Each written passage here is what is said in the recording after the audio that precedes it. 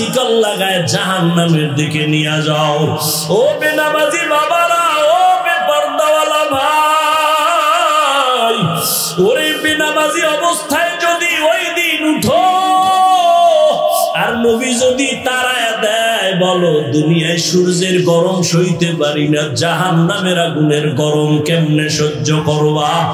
একটা মশার কামড় সইতে পারি না, মশারি টানায় ঘুমাই, ওই সময় সাপ বিচ্ছুর আঘাত কেমনে সহ্য করবা? গুনাহ নিয়ে কবরে গেলে একটা বেতের বাড়ি সইতে পারো না, দুই পার্শ্বের মাটির চাপ কেমনে সহ্য করবা? ও আল্লাহর গোলাম, আমি হুজুর মনে করি আমার কোনো কান্না লাগে না, আমি বড় মুফতি মাওলানা আমার মনে হয় কান্না লাগে না। ওরে আমি যত বড় দাবি করি সাহাবাদের থেকে তো বড় হতে জীবনে পারবো না, মনে করাটাও গুনাহ। সাহাবায়ে কেরাম যদি এত সুন্দর আমল ইখলাস তাকওয়া নিয়া জান্নাতের টিকিট পাইয়াও কান্না করতে পারেন, তাহলে আমার তো কান্না করতে করতে মরিয়া যাওয়া উচিত।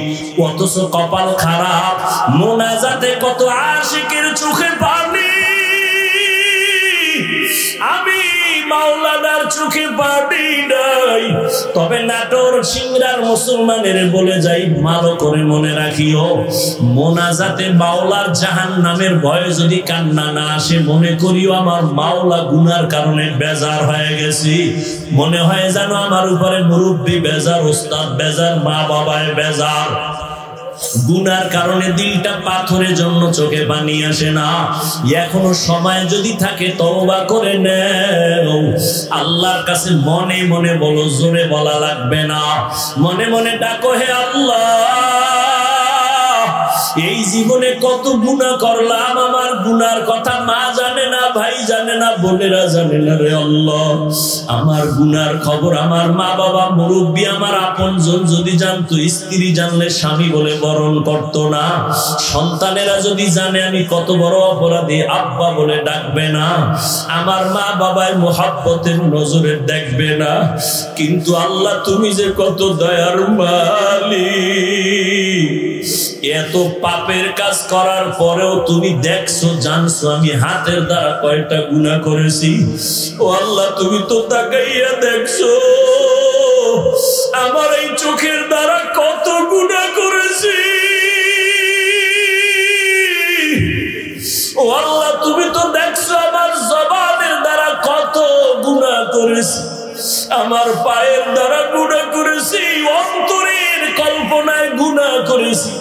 আল্লাহ বলে, বান্দা দেখ আমি এত কিছু দেখিয়াও তোরে রাগ করে তাড়াইয়া দেই নাই। আমি আল্লাহ রাগ করে পানি বন্ধ করি নাই, বাতাস বন্ধ করি নাই, খানা বন্ধ করি নাই, বরং আমি আল্লাহ বারবার তোরে গভীর রাতে ডাকিয়া ওরে আমার রহমতের দরজায় ফিরিয়া আয়, লা তাকনাতু মির রাহমাতিল্লাহ, আমার দরজায় ফিরিয়া আয়, দুই ফোঁটা চোখের পানি ছেড়ে তওবা কর। আমার দরজা ছাড়া তুই যেদিকেই যাবি সেদিকেই জাহান্নাম ছাড়া কিছু না। এখনো যদি তওবা কর আমি আল্লাহ তোরে মাফ করতে বাধ্য, আমি মুহাব্বতের নজরে তোরে গুনাহ মুক্ত করে দিব। ও আল্লাহর বান্দারা, জানি না কার কপাল ভালো। বয়ানের শুরুতেই বলেছিলাম নবীজিরে 13টা বছর দেখিয়াও বয়ান শুনলো, কালেমা পড়ে নাই, কপাল পোড়া। আর 27 বছরের যুবক ওমর নবীকে জবাই করতে গিয়া কালেমা পড়লো। জানি না এই ময়দানে কার কপাল ভালো আর কারটা পোড়া। কেউ জানা জানি এখানে কপাল পোড়ার মতো বৈশা বৈশা কান্নাও চোখে আসবে না, বরং মোনাজাতেও তওবা করবে না, বাইরে গিয়ে আরো বিরোধিতা করে গুনার পাল্লা ভারী করবে। আর কিছু আল্লাহর গোলাম থাকতে পারে, আশা করি যে ওমরের মেজাজ নিয়ে বসছে, হঠাৎ মরণের কথা স্মরণ হইয়া গেছে, চোখের কোঠায় পানি আসছে, ওই বান্দা কান্না করে আর কি যেন আমার মাওলার কাছে বলতেছে। ওই বান্দা টাকা চায় না, বাড়ি চায় না, গাড়ি চায় না, বলে আল্লাহ আর গুনাহ করবো না, নামাজ ছাড়বো না, আর বেপরদায় চলবো না, জবানে গালি দিব না, গীবত করবো না, এই ময়দান থেকে গুনাহ নিয়ে বাড়ি যাব না রে আল্লাহ। ও আল্লাহ আপনি তাকাইয়া দেখেন এই ময়দানে কার দিলটা ভাঙ্গা, কে যেন গুনার কথা স্মরণ করে তওবার নিয়ত করতেছি। ও আল্লাহ কুদরতের নজর দিয়া দেখেন ও বাবারা যাদের তওবার নিয়ত আছে, গলায় চুরি আসবে, মরে যাবা, তারপরেও দাড়ি কাটবা না, নামাজ ছাড়বা না, বেপরদায় চলবা না, মা বাবার সাথে বেয়াদবি করবা না, আলেমদের বিরুদ্ধে যাবা না, পতি মরে গেলে তার সম্মানে একটা কাফন কেউ বাড়াইয়াও দিবে না, গরিব রিক্সা ড্রাইভার মরে গেলে একটা কাফন কেউ কমাইয়াও দিবে না। কে ধনী, কে গরিব, কে আলেম, কে মূর্খ, কে ইমাম, কে মুক্তাদি, কে ডাক্তার, কে রোগী, সবার বেলায় কাফন কয়টা? মহিলাদের বেলায় 5 কাফন, কালার হবে আলাদা। আমগো হুজুরগো কাফনের কালার একরকম, আপনাদের আর এক রকম। কে হুজুর না, কে ধনী, কে গরিব, সবার কাফনের কালার এক, শুধু উপরে লেখা থাকবে বড় হুজুরের লাশ, লেখা থাকবে না। তাহলে এত মাস্তানি কেন? আজকে আমি বাপ দেখাই বড় বক্তা, তুমি বাপ দেখাও কোটিপতি, তুমি বড় মুফতি, আমি বড় মুহাদ্দিস, আমি বড় প্রিন্সিপাল।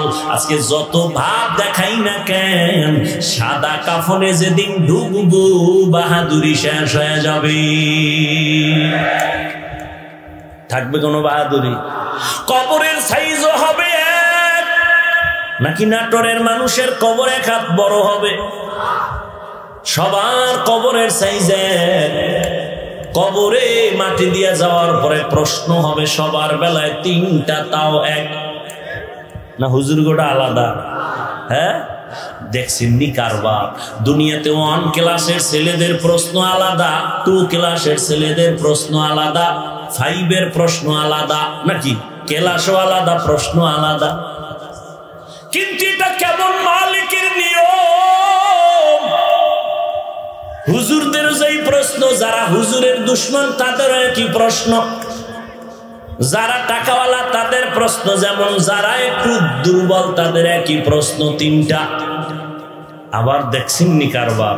দুনিয়ার প্রশ্নপত্র পরীক্ষার হলে সারা ফাঁস করে না, কেউ করলে তার জরিমানা হয়, চাকরি থাকে না। আর আমার মাওলা কেমন কুদরত খাটাইলেন, কবরের এই গোপন প্রশ্নটা শুধু ফাঁস করে নাই, প্রশ্নটা মানুষের বুঝাবার জন্য লক্ষ লক্ষ নবী পাঠাইলেন। কবরের প্রশ্ন মুখস্থ করাও, রবের পরিচয় দাও, ধর্মের পরিচয় দাও, রাহমাতুল লিল আলামিনের পরিচয় দাও। এই 3 প্রশ্ন নবীরা সবাইরে বুঝাইতে থাকেন। নবীদের পরে সাহাবায়ে কেরাম বুঝায়। রবের প্রশ্ন হবে রবেরে চিনো, ইসলামের প্রশ্ন হবে ইসলামটা চিনো, নবীর প্রশ্ন হবে নবীরে ভালো করে চিনো। এত কিছু বয়ানের পরেও যদি কবরে যাইয়া প্রশ্নের জবাব দিতে না পারো, তোমার শাস্তি হবে বড় ভয়ঙ্কর। এর যুবক, তোমার আমার আল্লাহ, তোমার নবী এক, কোরআন এক, আল্লাহ এক, কাবা এক, ধর্ম এক, কালেমা এক, কবর এক, কাফন এক, কালার এক, প্রশ্ন এক।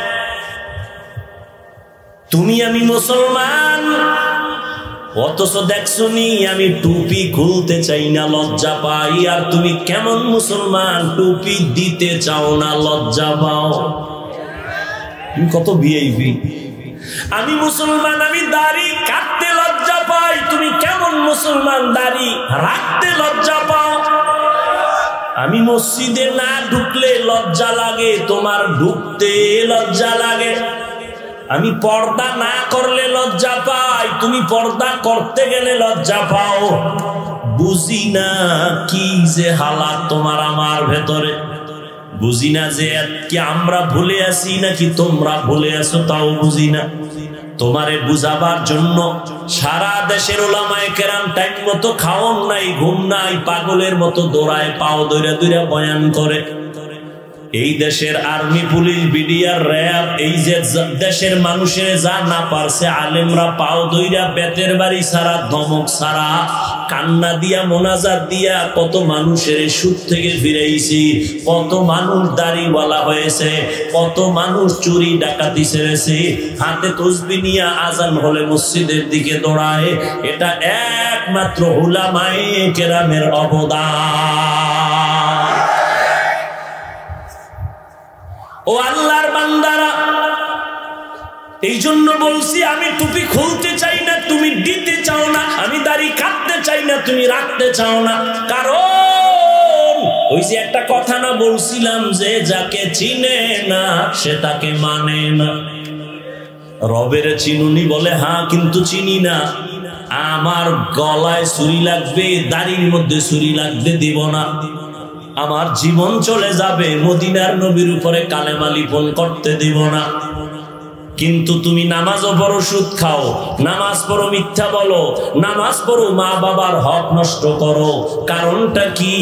রবের সাথে যোগাযোগ তোমার এখনো হয় নাই। ফামান কানা ইয়ারজু লিকা রাব্বিহি ফালইআমাল আমালান সালিহা। রবের সাথে যারা মোলাকাত করতে চাও, তোমার এক নাম্বার কাজ হলো নেক আমল করো। কি আমল? নেক আমল করো। আল্লাযী খালাকাল মাউতা ওয়াল হায়াতা লিয়াবলুয়াকুম আইয়ুকুম আহসানু আমালা। আল্লাহ বলেন, আমি আমলের পরীক্ষা নেওয়ার জন্য পাঠিয়েছি। তবে বেশি আমল না, অল্প আমল চাই, তবে আমলটা ইখলাসের সাথে হতে হবে। কিন্তু কোন দিনের আমলটা যে ইখলাসের সাথে হবে বলার কোনো উপায় নাই। এজন্য আমল চালাইয়েই যাও, একদিনের সেজদা কবুল তো জীবনটাই সফল। আমল থেকে পিছনে যাইও না, তবে সতর্ক, আমলের মধ্যে যেন শিরিকের গন্ধ না ঢুকে। ওয়ালা ইউশরিক বিইবাদাতি রাব্বিহি আহাদা। রবের সাথে অন্যকে অংশীদার বানানো যাবে না। বলেন আমার আল্লাহ কতজন? সবাই বলেন আল্লাহ যে এক। বলেন আপনারা কোন দিক থেকে এক? বলেন সব দিক থেকে এক নাকি? তার ক্ষমতার মতো কারো ক্ষমতা, তার সহযোগিতায় কেউ, তার গুণের মতো কারো গুণ। যদি কেউ মনে করে আল্লাহর মতো আরো একজন আছে, মনে করার নাম শিরিক। যারা মনে করবে তাদের নাম মুশরিক। আল্লাহর ক্ষমতার মতো কারো ক্ষমতা আছে মনে করার নাম শিরক। আল্লাহর স্পেশাল কিছু গুণ আছে, ওই গুণটা আরো কারো মধ্যে আছে মনে করার নাম শিরক। যারা মনে করে তারা মুশরিক। আল্লাহ বলেন মুশরিকদের জন্য জান্নাত হারাম। আমি বান্দার গুনাহ তওবা করলেই সব মাফ করব, তবে শিরকেরটা সহসায় ক্ষমা করব না। ইন্নাল্লাহা লা ইয়াগফিরু আন ইউশরাকা বিহি ওয়া ইয়াগফিরু মা দুনা যালিকা লিমান يشاء ومن يشرك بالله فقد ضل ضلالا بعيدا ومن يشرك بالله فقد افترى إثما عظيما ومن يشرك بالله فقد حرم الله عليه الجنة। আল্লাহ স্পষ্ট বলেন আমি শিরকের গুনাহ ক্ষমা দিব না, তাদের উপরে জান্নাত আমি হারাম ঘোষণা করে দিলাম। অন্য আয়াতে আল্লাহ বলেন ফালা নুকিমু লাহুম ইয়াউমাল কিয়ামাতি ওয়াজনা। শিরক যুক্ত আমল আমি ওজনই করব না হাসরের ময়দানে। আল্লাহ পাক শিরক মুক্ত ঈমান ও আমল আমাদের দান করেন। দেখছেন নি আমারে কষ্টের কাজে লাগাইয়া এরা ঘুমায়। কত পুরা নজ করবেন, সালায় যান, একটু রেস্টে থাকলে কষ্ট হইতেছে না? পৃথিবীতে কথা বলার মতো কষ্টের কোনো কাজ নেই। আর সেই কথা যদি হয় আনলিমিটেড, সীমাহীন, আর সে কথা যদি হয় মুখস্থ, লেখা না, আর সে কথা বলনেওয়ালার যদি টাইম মতো না থাকে, খানা না থাকে, ঘুম, তার উপায় কি? জিন্দগি মে বন্দগি তু কার নাহি,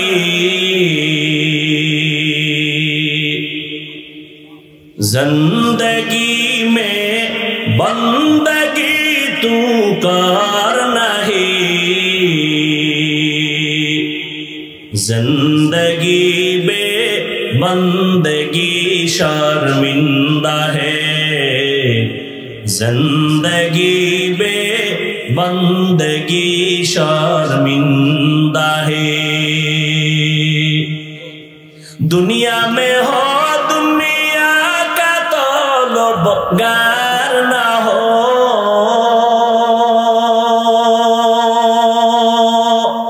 बाजार से गुजर हो, खरीदार ना हो। ये दुनिया एक मिसल कागज फूल है, ये दुनिया एक मिसल कागज फूल है, जिंदगी में बंदगी तू कर नहीं, जिंदगी में बंदगी तू कर नहीं, जिंदगी बे बंदगी शर्मिंदा है, जिंदगी बे बंदगी शर्मिंदा है। जिंदगी में बंदगी कुल बंदगी, बंदगी बे जिंदगी शर्मिंदगी। एरे जुबक आल्लाहर गोलाम, শিরিকের সংকেত বড় মারাত্মক। আল্লাহ বলেন আমি সহসায় শিরিকের গুনাহ ক্ষমা করব না। এই শিরিক প্রধানত প্রথম দুই প্রকার, শিরিক ফিস জাত, শিরিক ফিস সিফাত। এই নামটাকে ভিন্ন নামেও বলে শিরকে আকবর, শিরকে আসগর। আবার এটাকে আরেক নামে বলে শিরকে জলি, শিরকে খফি। টোটাল শিরিক আবার ৫ প্রকার। শিরিক ফিল ইবাদাত, শিরিক ফিল কুদরত, শিরিক ফিল হুকুম, শিরিক ফিল ইলম, শিরিক ফিস সামঈ ওয়াল বাসর।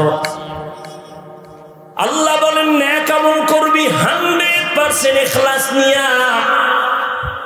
শিরিকের গুনাহ যেন ওখানে সুযোগ না পায়, শিরিক না থাকে। রিজিকের মালিক কে? কেউ যদি মনে করে আমাকে গ্রামীণ ব্যাংক রিজিক দেয়, ওই উসিলায় বেঁচে আছি, শিরিক। কেউ যদি মনে করে আমার চাকরি যদি ছেলে না করত, না খাইয়া মরে যাইতাম, শিরিক। চাকরি বাঁচায়, কথা বলেন না কেন? গর্তের পিপিলিকারে রিজিক দেয় কে?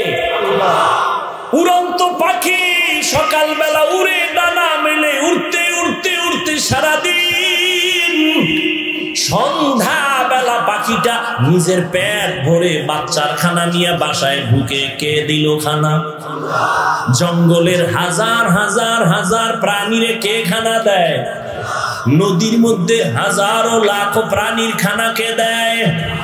ও সিংহরার মুমিন বলো, ওই প্রাণীরা ভালো না আমরা ভালো?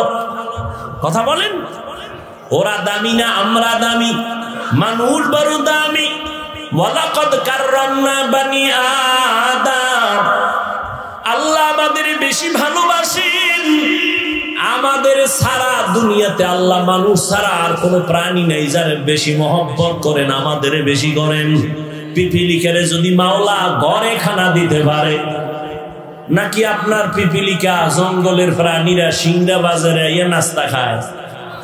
আমি কথা কন না কেন? নদীর মাছগুলো আইসা সিংড়া ঘাটে খানা খায়। আল্লাহ যদি ওদের জায়গায় খানা পৌঁছাইয়া দিতে পারে, রে মুমিন, তুমি আমার মাওলার কত আদরের গোলাম।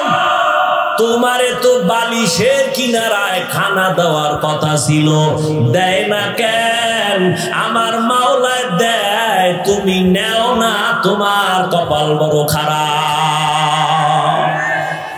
আমার মাওলায় দেওয়ার জন্য গভীর রাতে হাজির। এমন একটা রাত নাই যে আল্লাহ আসেন না। ফজরে কোন সময় আসেন? ফজরে, জোহরে, আসরে, মাগরিবে, এশা। জানা থাকলে বলেন আল্লাহ আসেন কখন? প্রথম আসমানে। আরে ভাই বলেন, শেষ রাত্রে নাই? তাই তো, শেষ রাত্রে না। কবে আসেন? হ্যাঁ, কেন আসেন? বান্দার থেকে কিছু নিতে না দিতে? দেখছেন নি, আপনার তো কিছু লাগে না, লাগে? আপনার নাকটাই না ঘুমান কেন? অতিও গভীর হয় রজনী যখন, নীরবে প্রভুর নাম জপিও তখন। প্রভুর করুণা যদি পাইবারে চাও, গভীর রাতে উঠে প্রভুর গুণগান গাও। এমন একজন নবী, এমন একজন সাহাবী, এমন একজন ওলি আল্লাহ ভোর রাতের কান্না ছাড়া সফলতা অর্জন করতে পারে নাই।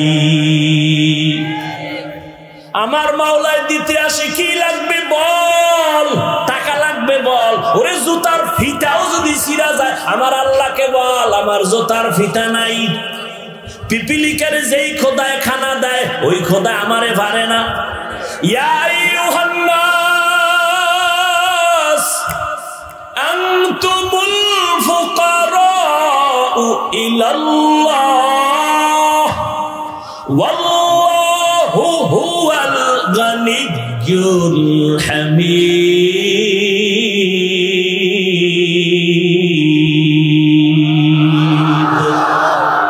গরতাওয়াকুল মিকুনি হর সবহ শারম মিরাসানা রিজক তু আজলা মাকাম জুজবা হাকচি জে মখাজ ইনসোজা ফজলে উআ মস্তে দর জুমলা জাহা। আল্লাহ যদি নদীর মাছের খানা দেয়, আল্লাহ কয় তোরা ফকির, আমি আল্লাহ হলাম প্রশংসিত ধনী। দুনিয়াওয়ালারা চাইলে কষ্ট পায়, আর আমার কাছে না চাইলে আমি মাওলায় বড় কষ্ট পাই।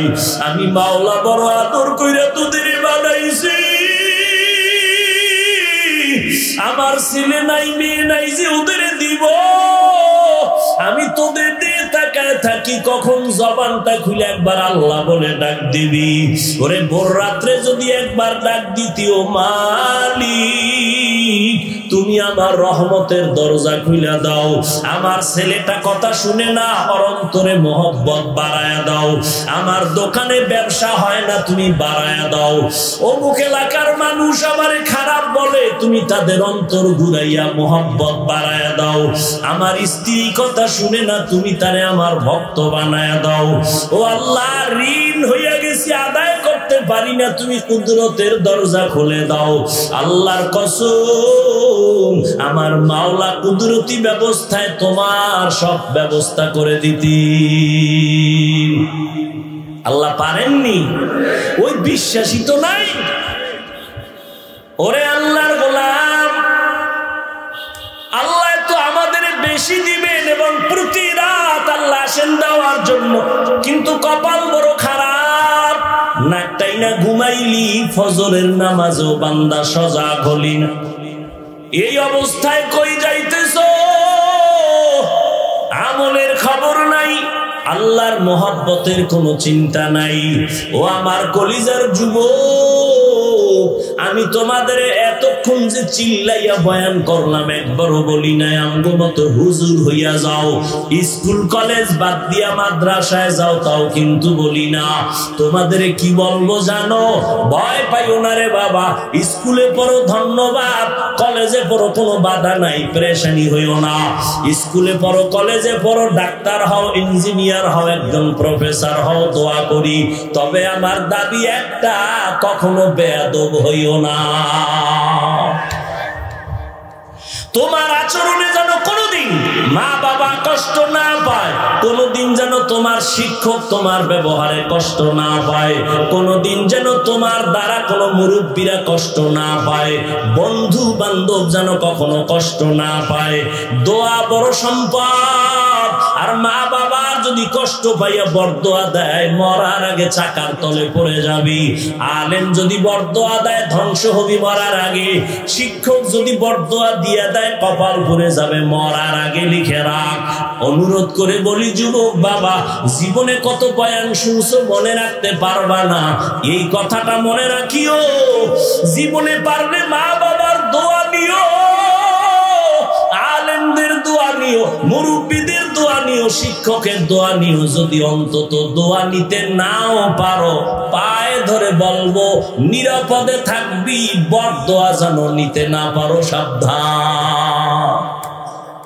দোয়া নিতে পারো, না পারলে দুঃখ নাই, কিন্তু বরদোয়া নিও না। অনুরোধ করে গেলাম, মরার আগে ধ্বংস হয়ে যাবি। এত তাড়াতাড়ি মরবি না, মরার আগে তোর পাও ভাঙবে, তোর কিডনি যাবে, তুই বিছানায় শুয়া শুয়া পঙ্গু হয়ে কাঁদবি। এরপরে আজরাইল বের আগে না।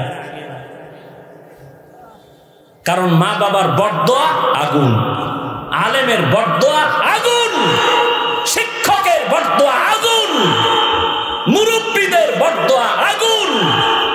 অনুরোধ করে গেলাম, জীবনে তোদের আর ওয়াজ লাগবে না রে যুবক। আমার এই একটা ওয়াজ মাইনা চল, জীবনে অনেক বড় হতে পারবি। মা বাবার দোয়া, আলেমদের দোয়া, মুরব্বীদের দোয়া, শিক্ষকের দোয়া। যদি দোয়া নিতে নাও পারো, অনুরোধ বরদোয়া নিস না। এই ওয়াজ এই একটাই মান, আর ওয়াজ লাগবে না। আল্লাহ হেদায়েত দান করে।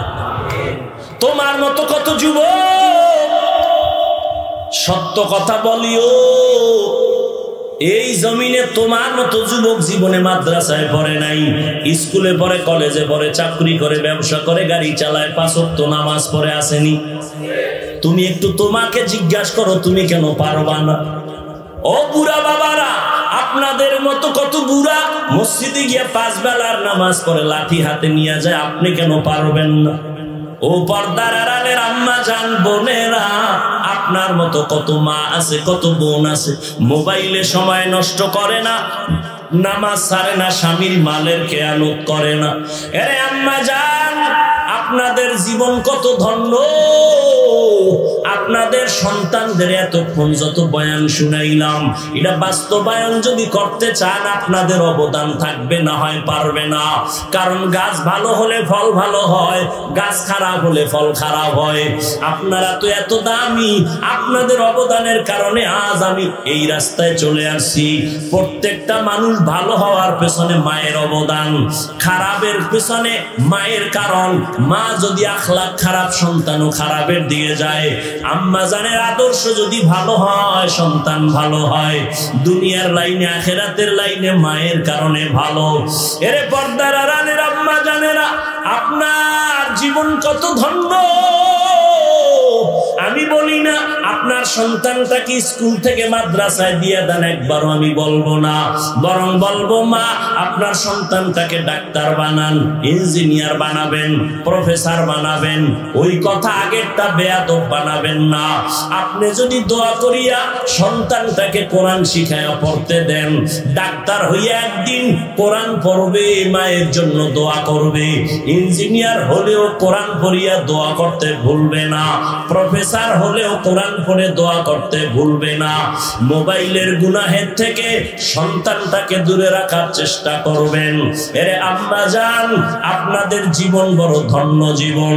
আপনারা নবীদের মায়ের মতো দামি মা, আপনারা সাহাবায়ে কেরামদের মায়ের মতোই মা, আপনারা আলেমদের মায়ের মতো মা, আপনারা আম্মা জান খাদিজা রাদিয়াল্লাহু আনহার মতো দামি নারী, ফাতেমা রাদিয়াল্লাহু আনহার মতো দামি নারী, আয়েশা রাদিয়াল্লাহু আনহার মতো দামি নারী। বেঈমান ফেরাউন যে আমার আল্লাহর সাথে চ্যালেঞ্জ দিয়ে নিজের খোদা দাবি করলো, ওর ঘরের স্ত্রী আসিয়া আল্লাহর এত পেয়ারা বান্দি হয়ে গেলেন। নবীজি বলেন কিয়ামতের দিন জান্নাতে আসিয়ার সাথে আমি মুহাম্মদের বিবাহের বন্ধন হবে। ফেরাউনের ঘরে থাইকা আসিয়া যদি জান্নাতি হইয়া কবরে যাইতে পারে, আপনার স্বামী তো ফেরাউনের মতো খারাপ না। আপনি যদি নামাজ পড়ে দোয়া করতেন, ঘরটা ফুলের বাগান হয়ে যাইত। কিন্তু অনেক মা আর বাবা সন্তানের মাঝখানে ফালাইয়া দুইজনে ঝগড়া করে, গালি দেয়, সন্তান এগুলো শিখে। আল্লাহ হেদায়েত দান করুন। কিছু ব্যবসায়ী বাবা আছে, বাপ নামের কলঙ্ক, নিজেও হারাম খায় আর ওই হারাম টাকা ঘরে নিয়া কলিজার সন্তানটার রক্তটারে খাওয়াইয়া নাপাক বানায়। ও নিমক হারাম, আল্লাহর দুশ্মন, তুমি জেনে শুনে হারাম খাইয়া জোতার বাড়ি খাবা আল্লাহর আদালতে, কিন্তু আমাকে বলো তোমার ঘরের শিশুটার অপরাধ কি? ওর পবিত্র রক্তটা কেন হারাম টাকা দিয়ে খাওয়াইয়া নাপাক করো? ঘরের আম্মা জানের কি দোষ? ওই মায়ের পবিত্র রক্তটারে তুমি হারাম টাকার কামাই করাইয়া ঘরে নিয়ে কেন মায়ের রক্ত দূষিত করো? এখনো সময় আছে, তওবা করে নাও। আল্লাহর কাছে সব থেকে দামি ইবাদত কবুল হওয়ার বড় শর্ত হলো হালাল খানা। হারাম খাদ্যের ইবাদত আল্লাহর কাছে গ্রহণ হবে না। অতএব রবের মুলাকাত যদি চাও, এখন থেকে তওবা করে নাও। ও যুবক, আমিও যদি তোমার মতো প্যান্ট শার্ট টাই লাগায়া দাড়ি কাইটা রাস্তায় ঘুরতাম, কেউ বাধা দিত না। কিন্তু টুপি মাথায় দিলাম, গরম তুমি বুঝ আমি বুঝি না, ব্যাপারটা এমন না। দাড়ির কারণে যৌবনের ভাব চলে যায় বুঝি, লম্বা জামা পরার কারণে শরীর গরম লাগে তাও বুঝি। শুধু তাই না, এই টুপি দাড়ির কারণে কত মানুষ আমাদের বাজে কথা বলে, বাজে গালি দেয় তাও শুনি। এরপরও কেন টুপি ফালাই না, দাড়ি ফালাই না, পোশাক ফালাই না, নামাজ সারি না? এর একমাত্র কারণ আল্লাহর কোরআন সত্য, নবীর কথা সত্য, কোনো মিথ্যা নাই। গুনাহগারের জন্য জাহান্নাম আমার আল্লাহর ওয়াদা। ইন্নাল আবরারা লাফি নাঈম ওয়া ইন্নাল ফুজ্জারা লাফি জাহিম। নেক আমলওয়ালারা জান্নাতের যাত্রী, গুনাহগারেরা জাহান্নামের যাত্রী। জান্নাতটা কেমন আরামের ঘর আমার আল্লাহ তাও বয়ান করেছেন। জাহান্নামটা কেমন ভয়ঙ্কর আমার আল্লাহ তাও কোরআনে বয়ান করেছেন। ওয়াকুদুহান নাস ওয়াল হিজারা আলাইহা মালাইকাতুন গিলাজুন শিদাদুন লা ইয়াসুনাল্লাহা মা আমারাহুম ওয়া ইয়াফআলুনা মা ইউমারুন। আল্লাহ বলেন এমন জাহান্নাম গুনাহগারের, যেই জাহান্নামের ইন্ধন হবে মানুষ আর পাথর। দুনিয়ার আগুন জ্বালাইতে মানুষ নরম নরম জিনিস ব্যবহার করে, কেরোসিন খেরকুটা দিয়ে আগুন জ্বালায়। আর জাহান্নামের আগুন এত ভয়ঙ্কর, যেই জাহান্নামের আগুন জ্বালাইতেই প্রথমে আল্লাহ ব্যবহার করবেন শক্ত জিনিস। কি বলে? মানুষ আর পাথর। কোন মানুষ দিয়ে জাহান্নামের আগুন জ্বালাবে জানা নাই। এই জন্যই তো ওমরে ফারুক, যাকে শয়তান পর্যন্ত ভয় পায়, ওই ওমর চোখের পানি ছেড়ে জান্নাতের টিকিট হাতে পাইয়াও কান্না করে আর বলে, আমার মাওলায় যদি বলে ফেলে সব মানুষগুলো জান্নাতে যাবে, একজন জাহান্নামে যাবে, আমি ওমর ভয় পাই সে জাহান্নামী আমি হয়ে যাই নাকি। আবু বকর নামাজে দাঁড়ায় কান্নার আওয়াজ, ওসমান রাদিয়াল্লাহু তাআলা আনহুর কান্নার আওয়াজ, তাদের এত আমল, এত তাকওয়া, এত ইখলাস, এত সুন্দর নামাজ, এরপরেও জান্নাতের টিকিট তারা পাইছেন দুনিয়াতে। এরপরও যদি কান্না করেন, তোমার আমার নামাজ নাই, তেলাওয়াত নাই, কোনো আমল নাই, তাকওয়া নাই, ইখলাস নাই, তাহলে আমার কি পরিমাণ কান্না উচিত? আর যারা নামাজই পড়ো না, তোর তো কান্না করে করে মরে যাওয়া দরকার রে যুবক। আল্লাহর আদালত বলতে তো একটা আদালত আছে, কেমনে হাজির হবি? এই ময়দানটাই হবে, জমিনটাই হবে কিয়ামতের মাঠ। আরাফার ময়দান মক্কার পাশে হবে, আল্লাহর স্টেজ হবে, বিচারের আদালত। ওই দিন ঈসা নবী কাঁদবেন নিজেকে বাঁচানোর জন্য, আদম নবী কাঁদবেন, উম্মতের কথা ভুলে যাবেন। আম্মা জান আয়েশাকে বলেন, ও আয়েশা, ওই দিন উম্মতেরা সবাই নবীদেরকে খুঁজবে সুপারিশের জন্য, কেউ রাজি হবে না। সর্বশেষ উম্মত গুলো আমার কাছে আসবে, আমারে তালাশ করে করে। আম্মা জান আয়েশা বলেন, নবী আপনারে কই পাবে? নবী বলেন, আমি তখন থাকবো আমার মালিকের দরবারে, মাকামে মাহমুদে সিজদায় পড়ে কান্না করতে থাকবো। সব নবীরা কাঁদবেন, তাদের নিজের ফিকির, আর আমি মুহাম্মদ আমার মালিকের কুদরতের সামনে কান্না করব, একবারও বলবো না আল্লাহ আমারে বাঁচাও। আমি শুধু বারবার বলবো, আমার উম্মতের বাঁচাও, আমার উম্মতের বাঁচাও, উম্মতের বাঁচাও। ও নবীরা আশিক উম্মতের দল, আম্মা জান আয়েশা বলেন, আপনি কান্না করবেন, তখন কি হবে? নবী বলেন, আল্লাহ আমার কান্না দেখে সহ্য করতে না পেরে বলবে, নবী কাঁদবেন না, মাথা উঁচু করেন, আপনি যান, আপনার উম্মত গুলো ধরে ধরে জান্নাতের দিকে নিয়ে যান। আমি খুশি হইয়া উম্মতের ধরিয়া হাউজে কাউসারের কিনারায় লাইনে দাঁড় করাবো। আম্মা জান বলেন, কোটি কোটি কোটি কোটি মানুষের মধ্যে কেমনে চিনবেন কে আপনার উম্মত? ওখানে মুসা নবীর উম্মত থাকবে, ঈসা নবীর উম্মত থাকবে, ইব্রাহিম নবীর উম্মতেরাও থাকবে। আপনার উম্মতের নবী আপনি চিনবেন কি করে?